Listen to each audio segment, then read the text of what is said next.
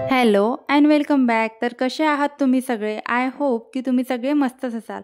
चला तर मग आजच्या व्हिडिओला सुरुवात करूया.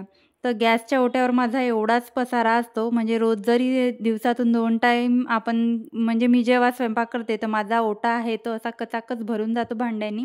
आता मी ओट्यावर जे आहे थोडं ऑर्गनायझर वगैरे लावला आहे, तिथे थोडे भांडे वगैरे ठेवले आहे. तर त्याच्यामुळे आता जास्तच तिथे मी पसारा जास्त ठेवू शकत नाही. कारण त्याला पण माझी व्यवस्थित स्पेस वगैरे लागते आणि त्याची पण मला क्लिनिंग ती जी आहे ती व्यवस्थित मेंटेन ते करावं लागते. तर आपलं हे रोज सर्वांचं रुटीनच असते. सकाळी स्वयंपाक झाल्यावर म्हणजे मिस्टर माझे सकाळी ऑफिसला वगैरे जातात. 8:30 पर्यंत जे आहे आमचा नाश्ता, चहा वगैरे सगळं होऊन जातं. मग नंतर मला काही असं किचनमध्ये काम राहत नाही. तर मी एकदाच जे आहे सकाळी जो माझा ओटा आहे तो सगळा क्लीन करून टाकते. जेणेकरून मला दिवसभर तिथे घाण वगैरे दिसणार नाही आणि सगळं जे भांड्यामध्ये उरलेलं अन्न सगळे छोट्या-छोट्या भांड्यांमध्ये काढून ठेवते. हृदयाला लागतेच की ती थोडासा वरण-भातीला वाटीभर जरी असला तरी होऊन जाते आणि आमच्या दोघीचं जे जेवण आहे ते मी वेगळं काढून ठेवते, जेणेकरून ओट्यावर नंतर खरकटं किंवा पसारा त्या जेवणाच्या भांड्याचा राहणार नाही आणि भांडे जे आहे ते सगळे गॅलरीमध्ये ठेवून देते. तर हृदयाला पण बरं नाही, 2 दिवस झाले तिला पण ताप चढ-उतार आहे. तर त्याच्यामुळे माझं पण असं मन लागत नाही या कामामध्ये वगैरे घरातल्या. लेकरू कसं खेळतं असलं की घरात बरं वाटते, घर पण प्रसन्न वाटते आणि लेकरू जर असं बसलं असेल हिरमुसून तर आपल्याला काहीच करायची इच्छा होत नाही, हातच आपले चालत नाही.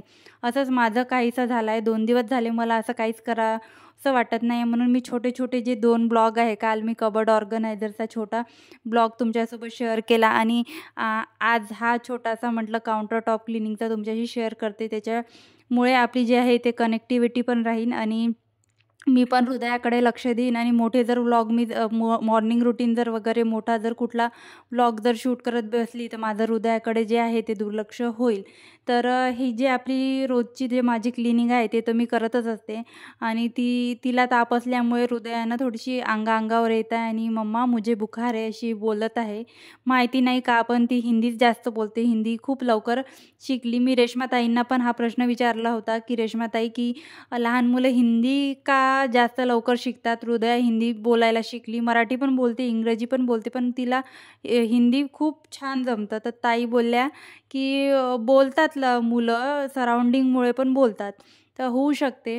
आमच्या नागपूर मध्ये तसं पण जास्त हिंदी बोलल्या जातं. जे जे पण मराठी भाषिक लोकं आहेत, ते हिंदी जास्त बोलायला प्रिफर करतात. कारण इथल्या भाषेमध्येच जे आहे ते हिंदी मिक्स आहे. तर पूर्ण जे काउंटर टॉप माझी क्लिनिंग जे मी करते ते तुमच्याशी मी रोजचीच शेअर करत असते. त्यात काही नवीन नाही. जे मी रोज क्लिनिंग करते ते तुमच्याशी शेअर करतच असते. पण आता जो प्रॉब्लेम मी तुमच्याशी शेअर करणार आहे, तो नवीन आहे माझ्यासाठी आणि तुमच्यासाठी पण. काउंटर टॉप तुम्ही सजवून ठेवलं, छान सजवलं, छान डेकोरेशन केलं, तेव्हा तर मला काही वाटलं नाही.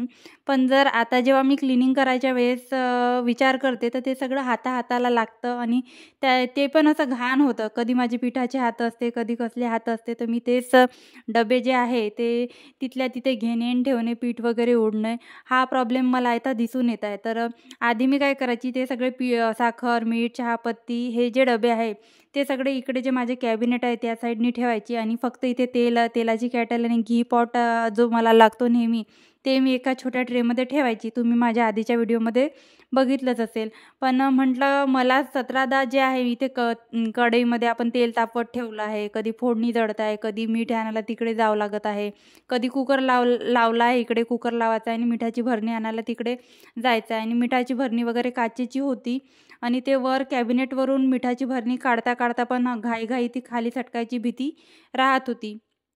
तर त्याच्यामुळे मग म्हटलं आपण हे असं ऑर्गनायझर इथे घेऊया आणि इथे आपले जे रोजचे आहे साखर, चहापत्ती आणि जे मला हिंग वगैरे लागते, मीठ वगैरे, तेल, तूप ते आपण इथे ठेवून घेऊया. पण झालं असं की आता हे जे ऑर्गनायझर आहे हे व्हाईट कलरचं आहे आणि इतकं छान दिसते दिसायला, व्यवस्थित जर आपण पुसून वगैरे ठेवलं इतकं छान दिसते आणि माझे जे छोटे-छोटे डबे आहेत ते पण तिथे राहतात आणि खूप छान असं लूक माझ्या किचनला देते. पण याचा जो आहे मेंटेनन्स पण तेवढाच आहे. त्याला क्लिनिंग पण तेवढीच ठेवावं लागते. व्हाईट असल्यामुळे त्याच्यावर पण तेलाचे वगैरे डाग पडू शकते आणि त्याचा जो आहे आणि ही जी रॅक आहे ती लोखंडी आहे आणि त्याला व्हाईट कलरनी पेंट केला आहे. तो पेंट वगैरे पण खराब व्हायची भीती असते. तर रोजची माझी ही जी क्लीनिंग आहे ती तर तुम्हाला माहीतच आहे. मी रोज सगळं जे आहे काउंटर टॉपवर जे काही वस्तू मी काउंटर टॉप क्लीन केल्यावर ठेवते त्या सगळ्या ज्या आहे त्या पुसून घेत असते. तर आता मला ही रॅक पण पुसावं लागत असते. तर आता तुम्ही बघितलं असेल मी काय केलं, शॉर्टकट मारला. ती रॅक खाली ठेवली जशीच्या तशी सामानासकट आणि सामानासकट ती वर ठेवली. तसं करता करता माझी रॅक आहे ती जो कडप्पा असा लागलाय तिथे पुढेच्या भागाला असा आडवा त्याच्यामुळे पाणी सांडत नाही खाली. तर त्याला असं टच झालं आणि माझी तेलाची कॅटल जी आहे ती सगळी खाली सांडणार होती. तर असं आहे, आपण कुठलीही गोष्ट आहे ती स्टेप बाय स्टेप केली पाहिजे, घाई करायला पाहिजे नाही. पहिली पायरी चढल्यावरच आपण दुसरी पायरी चढायची असते. घाई केल्याने काहीच आपलं सिद्ध होत नसते. हे मला आज पण माझं काम करता करता मला हे जे आहे मला अनुभवायला आलं आहे. जर माझी रॅक जोरात त्याला टेकली असती, माझी सगळी तेलाची केटल सांडली असती, तेल सांडल्याचं तर नुकसान झालंच असतं. परत जे आहे मला पूर्ण ट्रॉली क्लिनिंग करावं लागलं असतं आणि तेल जर आतमध्ये गेलं तर किती क्लिनिंग लागली असती भांडे वगैरे हे तर देवालाच माहीत. तर असं आहे, त्याच्यामुळे घाईतलं काम कोणतंही चांगलं नसते. याच्यानंतर मी जेव्हाही ही रॅक पुसायला काढेल आधी मीच तेलाची कॅटल आणि जे काही सांडणाऱ्या गोष्टी आहे, फुटणाऱ्या गोष्टी आहे, त्या सगळ्या मी काढून घेत जाईन. त्याचप्रमाणे जे डेलीची माझी क्लिनिंग आहे तर डेली क्लिनिंगमध्ये मी काउंटर टॉप तर मी क्लीन करतच असते आणि खाली जे माझे कॅबिनेट्स आहेत ती पण मी पुसून घेत असते. नॉर्मल पुसत असते. कॉलिन वगैरे स्प्रे वगैरे मी डेलीमध्ये करत नाही. फक्त जे आहे पुसून घेत असते. आणि डेली आपण एवढं परवडणार नाही आपल्याला जर आपण डेली आपण कॉलिननी जर आपण पुसत गेलो. जो होममेड स्प्रे आहे त्यानी पण आपण पुसू शकतो. पण डेली जर आपण पुसलं त्याची शायनिंग वगैरे जी आहे ती पण जाऊ शकते. तर त्याच्यावर एक असा कोट लागला असतो. तो जास्त आपण पुसल्याने तो निघत जातो. तर मी काय करते, 2 म्हणजे रोजची जी माझी क्लिनिंग असते ती साधा कापड जो आहे तो ट्रॉलीवरून मी फिरवत असते आणि जी मला 2-3 दिवसातून असं वाटलं खूपच चिकट डाग आहे आणि असे डाग तेलाचे दुरून दिसून येत आहे, तर मी जे आहे कॉलिन किंवा माझा होममेड स्प्रे आहे त्याने मी सगळ्या ज्या ट्रॉल्या आहेत त्या व्यवस्थित पुसून घेत असते. जिथे-जिथे पीठ सांडते, जिथे-जिथे धूळ ज्या गॅप असते ट्रॉलीच्या त्या मी पुसून घेत असते. असं एकदा केलं ना, म्हणजे 2-3 दिवसाच्या आड पण केलं ना, तर ट्रॉली एकदम क्लीन दिसते आणि किचनचा जो एरिया आहे तो सगळा क्लीन दिसते. त्याचप्रमाणे जे वरचं काउंटर टॉप आहे तुम्ही बघू शकता कसं शाईन करत आहे, कसं चमकत आहे. तर हे याच्याचमुळे कारण माझ्या किचनमध्ये कुठलाही तेलकटपणा नाही आहे. तेलकटपणा सगळा निघून गेल्यामुळे माझं जे काउंटर टॉप आहे ते एकदम अगदी असं क्लीन दिसते आणि असं दुरून बघितलं असं चमकते. त्याचप्रमाणे डेली क्लिनिंगमध्ये जो हा फ्रीज आहे, फ्रीजवरही असं आहे, जे हाताशी आलं, चाबी म्हणा, काही म्हणा, मोबाईल म्हणा, सगळा जो पसारा आहे तो आपण फ्रीजवर आणून ठेवत असतो आणि माझ्या फ्रीजवर तर जास्तच जो आहे तो पसारा होत असते. कारण हृदया जे नाही ते घेते आणि जे नाही त्याचा खेळ करते. मी एवढी कंटाळून गेली आहे हृदयाच्या हातातलं सामान हिसकून आणि काही गोष्टी अशा आहे तोंडात वगैरे टाकते, भीती वाटते तिची. तर फ्रीजवर किंवा जे काही वर माझ्या जागा आहे तिथे मी ठेवून घेत असते. तर हा जो फ्रीजवर मी शोपीस ठेवला आहे तो पण एकदा मी पुसून घेते. आपण शोसाठी वस्तू ठेवतो आणि त्याच्यासाठी जर त्याच्याचवर जर धूळ असेल तर ते काही योग्य दिसत नाही. तर एकदा मी ते सगळं पुसून घेते आणि फ्रीजचं पण सेम. रोज मी फक्त एक कापड जो आहे कोरडा तो कापड मी फ्रीजवरून फिरवून घेत असते आणि नंतर तो असा क्लीन दिसतो, एकदम शाईन करतो. फक्त धूळ आलेली असते आणि 2-3 दिवसाच्या आड किंवा 8 दिवसाच्या आड 8 दिवस झाले बा आणि आता खूपच तेलकट झाला आहे आणि खूपच हृदयाने त्याच्यावर हाताचे ठसे वगैरे मारून ठेवले आहे. तेव्हा जे आहे मी कॉलिन घेत असते आणि तो फ्रीज पुसत असते. जेव्हा मला घाणेरडं दिसलं, एकदम घाणेरडं माझे हात वगैरे असे खूप सारे दिसून आले, तेव्हाच मी जे आहे कॉलिन किंवा माझा जो होममेड स्प्रे आहे त्याने मी फ्रीज जो आहे तो एकदम पुसून घेत असते.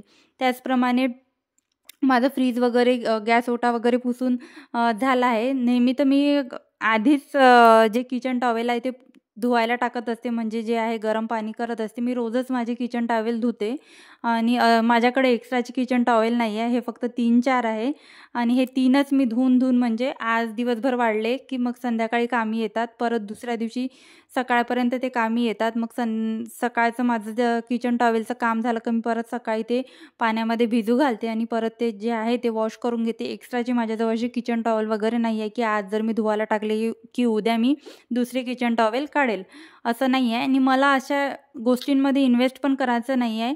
कारण आता माझं जे काम आहे ते होत आहे, मॅनेज होत आहे. तर ठीक चांगली गोष्ट आहे, कारण जास्त जर मी घरामध्ये पसारा केलं तर ठेवायला पण असं काही एकदम स्पेस नाही आहे की ठेवू शकू. तर त्याच्यामुळे मी जेवढं मोजकं माझं सामान आहे तेवढ्या मोजक्या भांड्यांमध्ये, मोजक्या वस्तूंमध्ये जे आहे ते चालवत असते. म्हणजे जसं चाललं आहे रुटीन तसं चालू देत असते आणि काहीच प्रॉब्लेम येत नाही. एकदम छान मॅनेज होते. उलट जर आपल्याकडे कमी वस्तू असल्या ना, तर आपलं क्लिनिंग वगैरे जे आहे व्यवस्थितपणा तो पण चांगल्या प्रकारे आपण ठेवू शकतो आणि उगीच ठेवून पडून राहिलेल्या गोष्टींवर जी धूळ साचते त्याचं प्रमाण पण कमी होते. त्याचप्रकारे रोजच्या क्लिनिंगमध्ये जे आहे ती मी एक झाडू तर आपण झाडू पोछा तर पूर्ण घराचा मी करतच असते. तर किचन तर जास्तच खराब होते. किचनमध्ये काही सांडलं जातं, काही पडलं जातं त्यामुळे.